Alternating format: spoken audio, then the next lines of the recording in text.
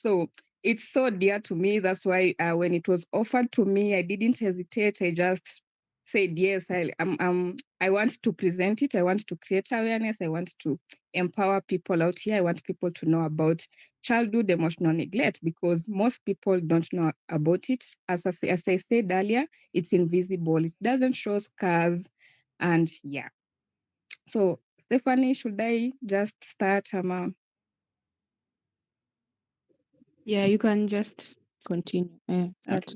So, childhood emotional neglect basically is the failure of parents or caregivers or significant adults to adequately respond to a child's emotional needs. So, as I said earlier, childhood emotional neglect is invisible. So, when you compare it with emotional abuse, mostly emotional abuse involves active or harmful behaviors like shouting or insulting.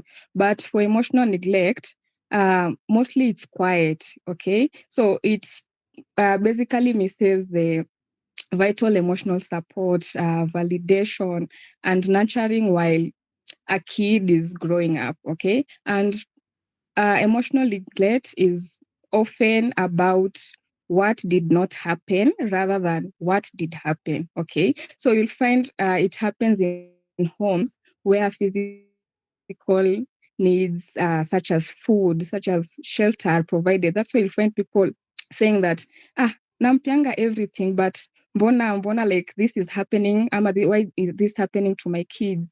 But they don't understand that emotional neglect is important as physical needs, okay? And it occurs when a child's feelings or emotions, emotional well-being are consistently ignored, are dismissed, invalidated, or sometimes overlooked. So people, while growing up as a kid, I remember when I was a kid, I used like unataka mzazi akusikize, like you want your parents to validate you. But when you miss that validation from parents, it brings some certain effects of which I'll talk about them later. So you might ask yourself, how does it manifest itself?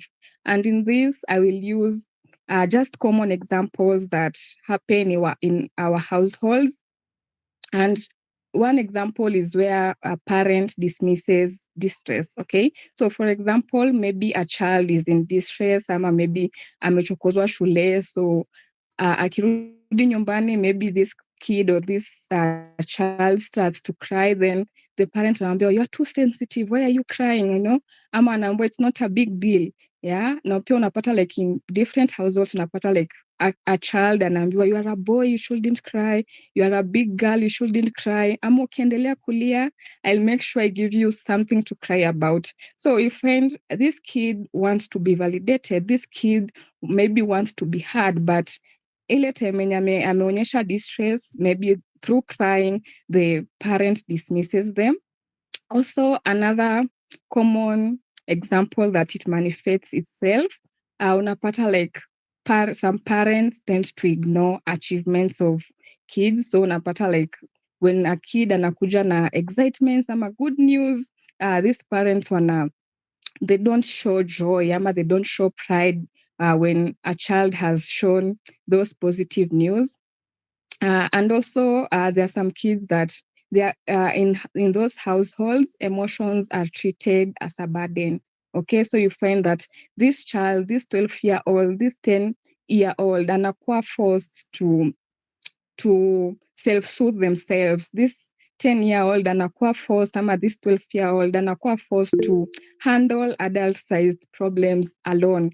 And I remember some few weeks back, there was this story that was trending about Tito. So you see that 12-year-old ameachiwa like adult-sized problems as he solve. So unaona like maybe this kid, maybe when he's in distress, hajui venye he will be able to handle it, hajui venye atajiself-soothe. So unapata like they tend to parent themselves, they tend to parent other kids because maybe their emotions are treated as a burden, or maybe the parents are not there to show them that this is how you're supposed to this is how you are supposed to treat your emotion. This is how you're supposed to identify your emotion. And maybe when something happens, this is how you're supposed to do it. But you've seen, like, in these households, they don't get that. Okay, so those are just some common examples that happen in our African households. Okay, so I'd like to go to the causes of childhood emotional neglect, because unaweza jiuliza hii emotional neglect inaanzia wapi? Okay, this emotional neglect kwa nini ina happen?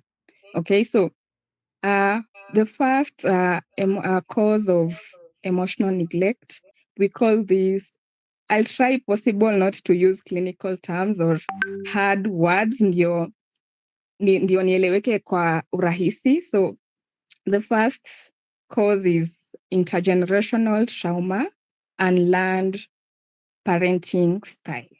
Okay, so you find that many of our caregivers, or rather parents, neglect their children because maybe themselves were neglected. Maybe themselves, they didn't know how to, let's say they didn't know how to face their own feelings. They didn't know how to own their own feelings. They were never taught on how to handle these feelings. So you find they parent their kids on how they were parented. Okay, I can see Stephanie is. Yeah, sorry for interrupting you. I was asking, do you have slides that you can share with us so that you can also go through as you take us? Okay, I have slides, but I'm using my phone.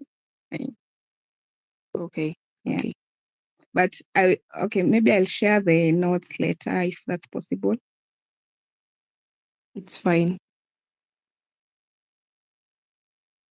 So, okay, so you find that these parents, they are parenting us on how they were parented. Maybe they didn't have the know-how on how to parent kids. Maybe their time they were also told that you should numb your feelings. Maybe their time they were told that you should not express your your feelings. If you cry, it means you are sensitive. If you cry, you are a boy, you shouldn't cry. You are a big girl, you shouldn't cry. I'm a strong children don't cry. So unapata, like, yes, they learned it this way, and they don't know that they need to parent their children in a different way so that it doesn't bring effects on their adulthood. And yeah, also you find also parents lacked the emotional literacy. I also find parents also lacked the emotional literacy on how to identify or how to talk about about feelings, or the vocabulary on how, if you feel sad, you should do this. So you find also our parents lacked that emotional literacy. That's why that's a cause on how they parent us. Okay, let me say it that way. Then the second cause is untreated parental mental illness and addiction. And in this, I remember years back, mental health and mental illness was not well advocated for. Unlike now, you'll find different organizations trying to advocate for mental health, they're trying to advocate for mental illness, trying to create awareness, So back then, you found that people didn't know about mental health. Yes, it was there, but people didn't know how to go about it. So you find that parents also maybe had severe unmanaged mental health struggles, and this left them emotionally exhausted.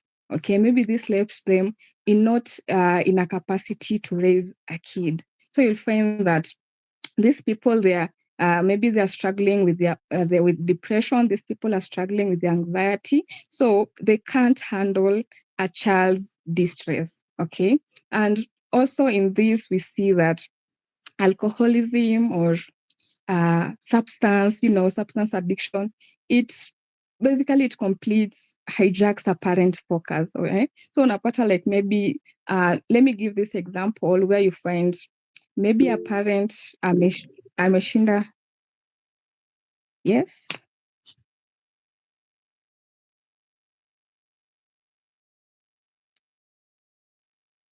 Encode your encode. Well, I was asking if it's fine. I help you share the screen. It's okay.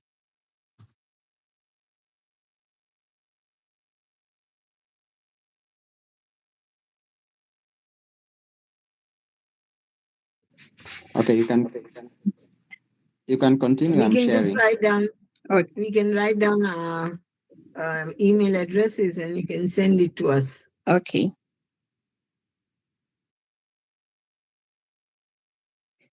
So I was giving an example of substance misuse. So this example is where maybe you find a parent has spent all their week working, then maybe on weekends, they're using substance ama wako, let me say clubbing. So you find that that time yenye wanafaa was spent with their kids, they are busy taking maybe alcohol, and maybe Saturday they are clubbing, then on Sunday instead of taking care of their kids, they start nursing their withdrawals. Maybe they start managing their own dependency of maybe substance addiction or behavioral addiction. So you find that in this kind of a parent won't be able to parent their child in a healthier way because they are managing their own dependency.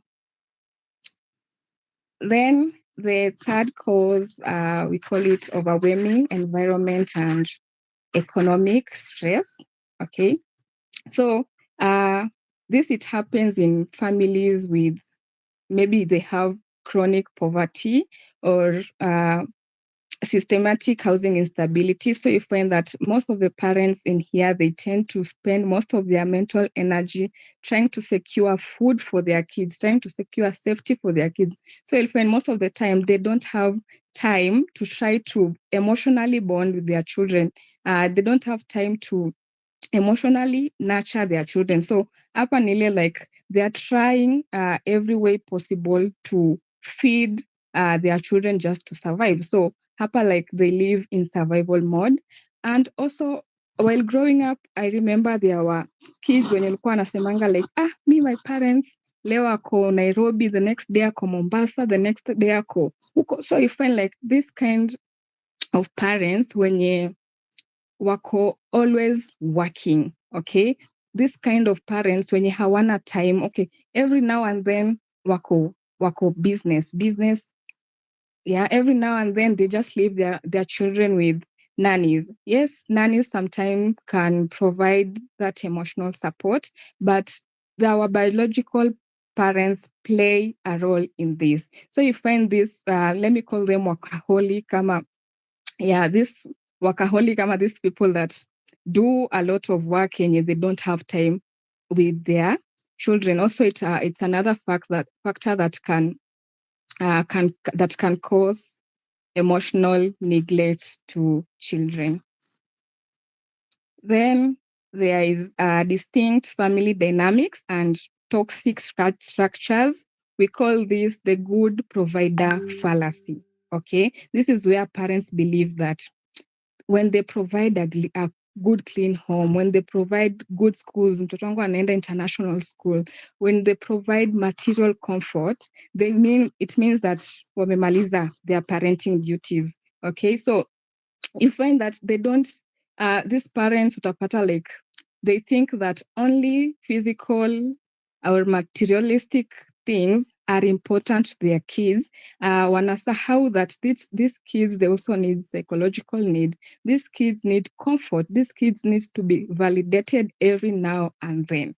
Okay, then there's also these parents that they believe that for a person to receive love, lazima ikuwe conditional. Okay, for a person to receive comfort, lazima ulete good grades. Maybe you achieve something good. Okay, and there's certain African homes that I've seen where kids are not allowed to call their parents, let me say their fathers or dad, fake white daddy or papa or whatever people call. So anaambiwa like, you should call me sir, you should call me mister. So you find like this kind of thing, yes, they don't notice that it has some effects, but this kid will grow up fearing vulnerability, because when I call you sir, meaning I won't be able to express my emotions. When I call you mister, meaning I won't be able to be open to you, meaning I will fear you basically. And another cause is where maybe parents are struggling with chronic illness. And here we'll use also the example of Tito, like venye tu nimesema hapo mwanzo, kids wanaanza kujifunza kujiparent wakiwa watoto wadogo, okay? And sometimes they tend to suppress their emotions. They tend to suppress their own needs. Ndio familia like ikue afloat. So you find this kid won't know that people can be sad. This kid don't know that if you are sad, you should do this way, because you find like this parenting, even their parents when they're still children, when they start parenting their parents, even when walikuwa wanataka that parenting, okay? So those are some of the causes on how emotional neglect develop. And as you have seen there, it happens in homes that are completely okay. It happens in homes that unapata like these people have everything. Okay, sijui kama like kushekuwa na friend mwenye nakwambia, by the way, me, I usually feel this way. By the way, I feel that I don't connect with my parents. I don't connect with my mother, my dad. Then you are like, hey, sunapatanga everything. But as I told you before, emotional needs are paramount as physical needs. So I want us to understand emotional needs in children, why emotional needs are important for children. And in here, I will use a research to haraka haraka ndio tuelewe why love is a need and not a want, okay? So there was this research that was done back in 1950s by a researcher named, I don't know if it's James Harlow or something, and he created two monkeys, one made of cold wire, another one was made of just warm cloth. Okay, so the monkey that was made of cold wire, kazi yake tu ilikuwa provide food. Then the other monkey that was made of warm cloth, kazi yake ilikuwa just to provide attention, just to provide warmth to the infant monkeys. So back then, people argue that the infant monkeys will choose food. Okay, but surprisingly, the infant monkeys went to the cold wire mother whenever they were hungry. Ile time wenye walikuwa na feel wana starve, ndo wanaenda huko kwa the cold wire mother. But most of the day they used to spend it with the cloth mother. Okay, so this is a simple example just for us to understand why emotional needs are important for our children.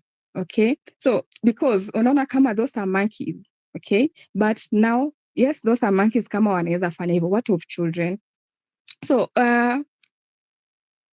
children also need the physical, yes, care to develop in a healthier way, but they need support, they need love, they need validation, yeah, they need attention, okay, and it helps them to feel valued, to feel understood. It helps them to feel secure. And mostly, as we see that if a child is provided with both emotional needs and physical needs, they grow up, they develop healthier self-esteem. You find these kids can identify emotions. These kids can identify their feelings. These kids know how to regulate their emotions, okay? And a kid that isn't getting, is getting, a kid that is getting the care but doesn't get call it emotional needs, they tend to disconnect. Yeah, they tend to feel lonely even when they are kids. So these are kids when wanaanza kukuwa na low self-worth because they're not validated, because they're not getting that love from their parents, getting that attention from their parents. So if at home hupati, basically it won't be good even when we grow up wakiwa wakubwa in their adulthood. It may affect their mental health, so relationship in adulthood. So I would also want us to understand the quality versus quantity of time spent with. Okay, so hapa when I was coming up with this kind of sentence, nilikuwa nataka we try to look on like when buying materialistic things, people always say quality over quantity, right? So also in time spent with kids, we also advocate for quality over quantity. Okay, so you might find you're spending more time with your kid. Okay, maybe the whole day you're spending with the child, but if you don't try to offer that support to them, if you don't offer love to them, hiyo siku mzima nimespend na yeye ni ya bure, but utapata parents spend maybe a short period of time, maybe 2 hours with the kid, but I try to understand this kid amekuwa akifeel aje, amekuwa by the way the whole week, how was school, maybe ameleta results, this parent namcheer, this parent anamvalidate tuko smart. If you feel this way, maybe mtoto last week teacher alinifanyia, was sad about it, and it's okay to be sad, it's okay to cry, and appear that this child to express themselves. But if you spend a lot of time with your child, but you don't show them emotions, you don't support them, you don't show them love, physically, this impact the kid, okay? And they will grow up feeling like their emotions don't matter, okay? And emotional neglect, it also affects and a developing child, okay? So when our parent is not emotionally available persistently, the child learns basically a dangerous survival lesson, okay? They will learn that my feelings don't matter. They will learn that I shouldn't cry, They will learn that I should calm my feelings whenever I feel, maybe whenever I feel emotions, I shouldn't shut up.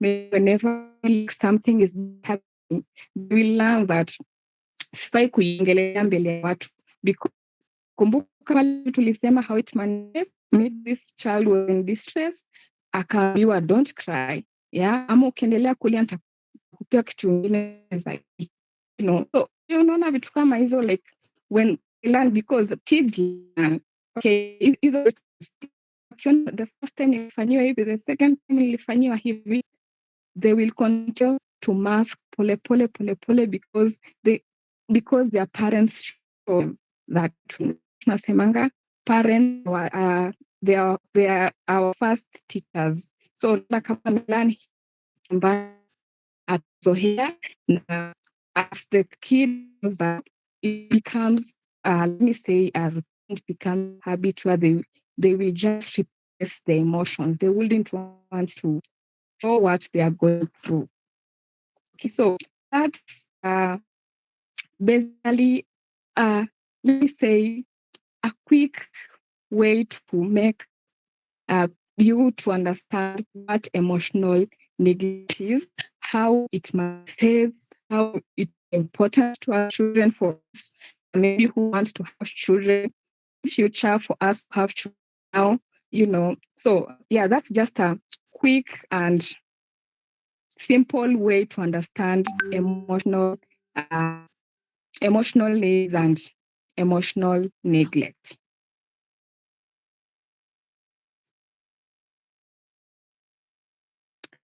I would want to know, since we have understood what emotional neglect looks like in childhood, I will not talk about how it shows up in our life today as adults.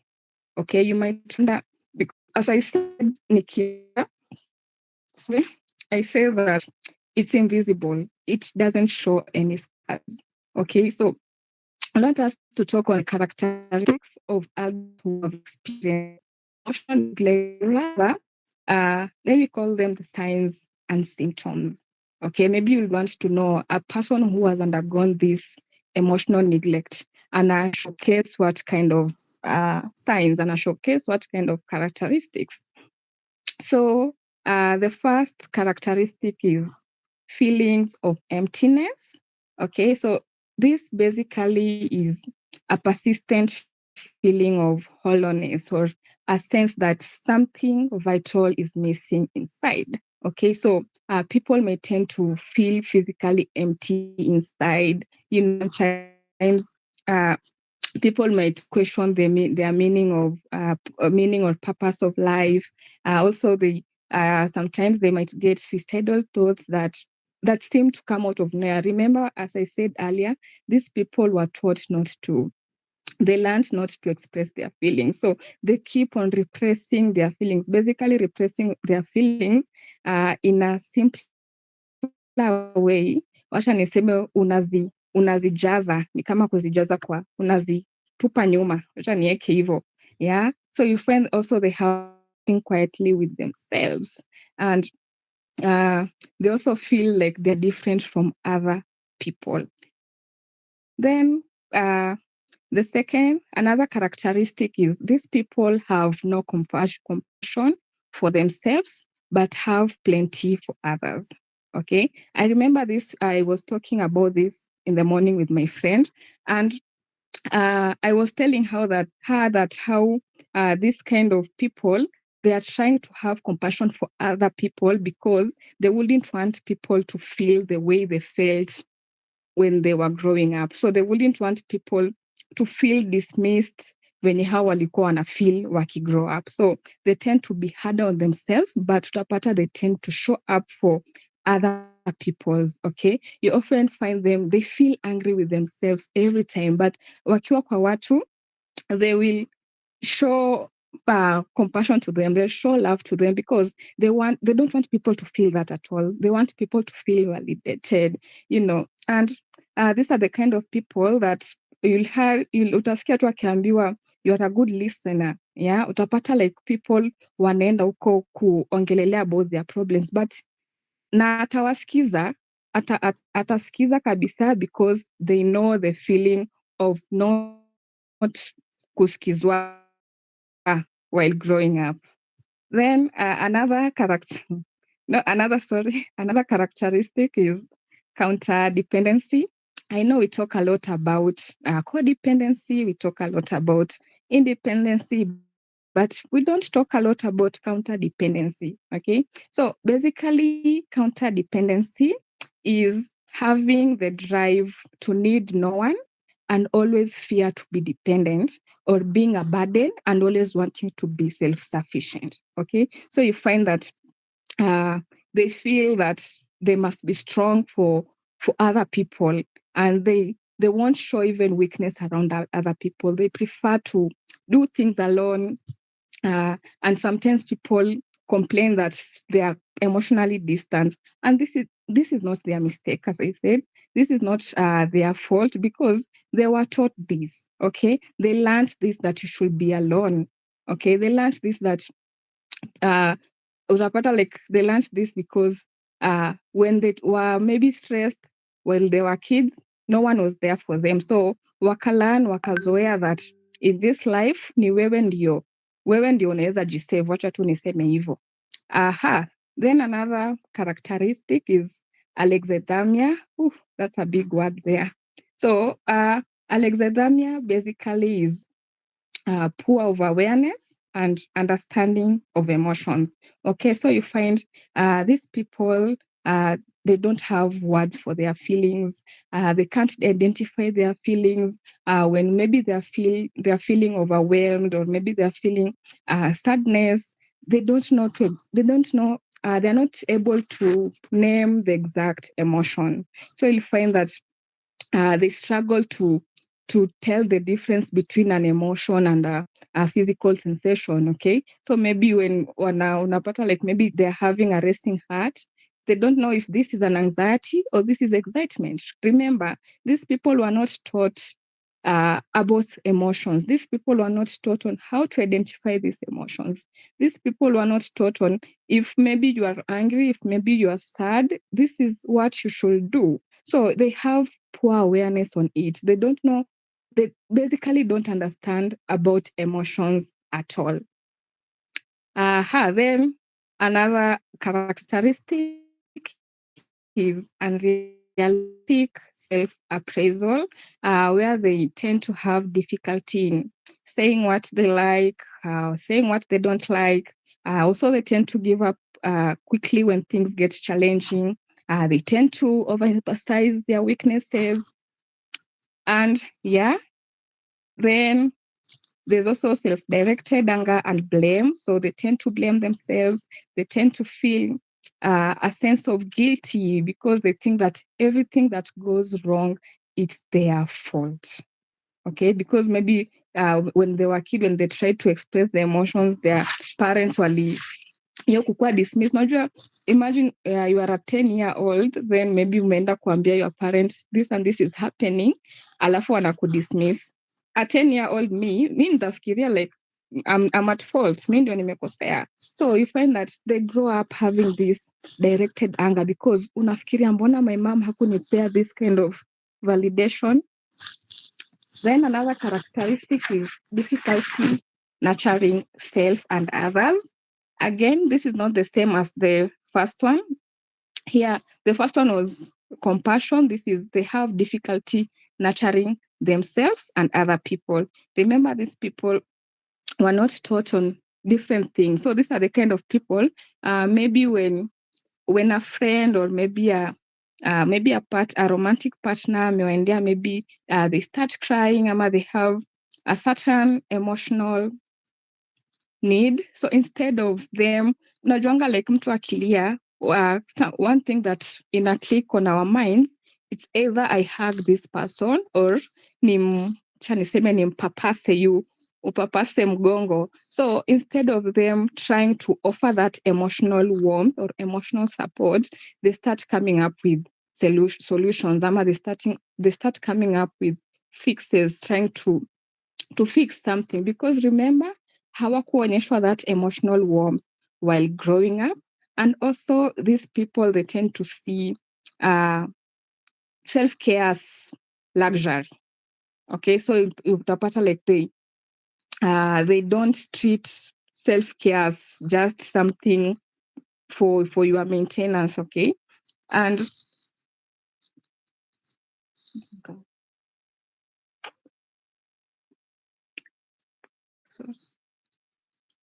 also these people also they tend to overextend themselves caring for others.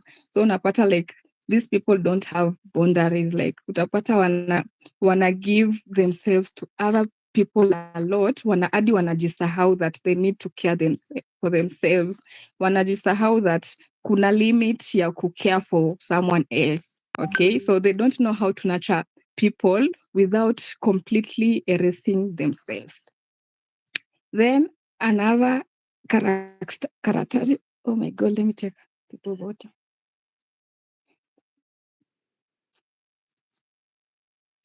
Another characteristic is poor self-discipline. Okay, so they tend to have a chronic procrastination where they avoid task, but this is not because of laziness, but because these big tasks, it triggers them. Na zinajua sasa zinakuwa overwhelming. Hizi task kubwa like they can spark anxiety, So they don't know how to emotional self-soothe themselves because, again, they were not taught. So unapata like maybe if it's a big project, they'll try to procrastinate. They'll just avoid those feelings. Okay. Then also they struggle to maintain basic daily, it wasn't for them while growing up.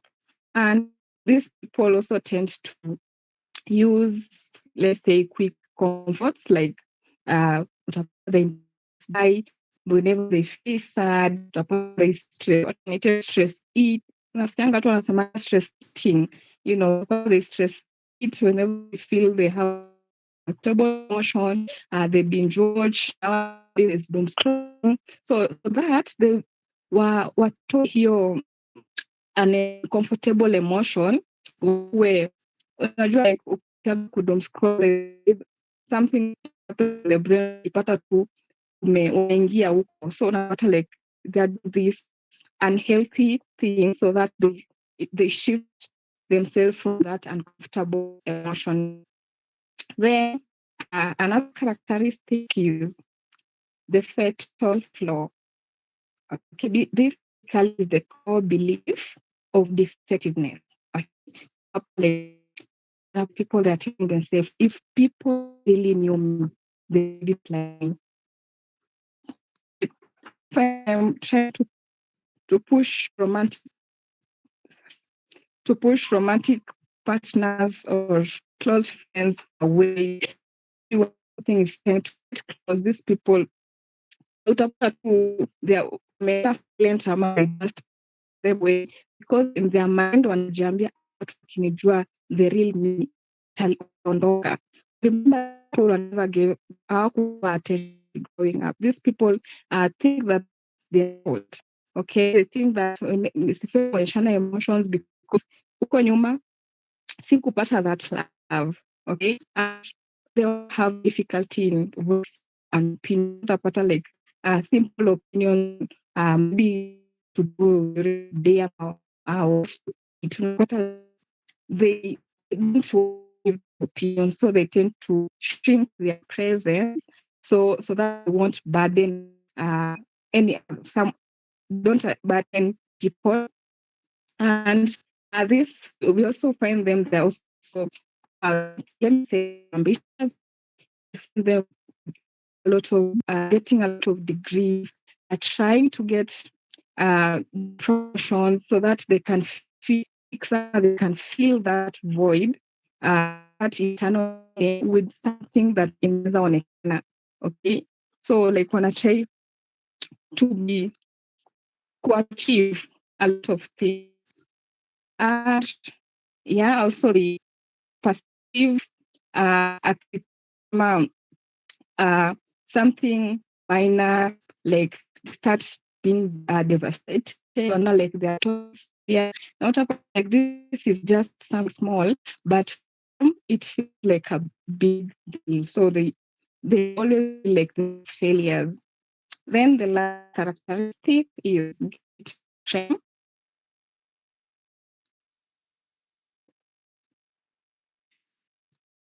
So you find that they constantly say sorry to things that are minor. Okay, human make mistake, but for them, they don't see them as they see it as a big deal. Okay, so apart to like they say sorry even normal. They say sorry. They also go to extreme lengths to conceal their sadness, to conceal their sadness, suppress their sadness, wasiambiane about their financial struggles, their friends. So because they view their own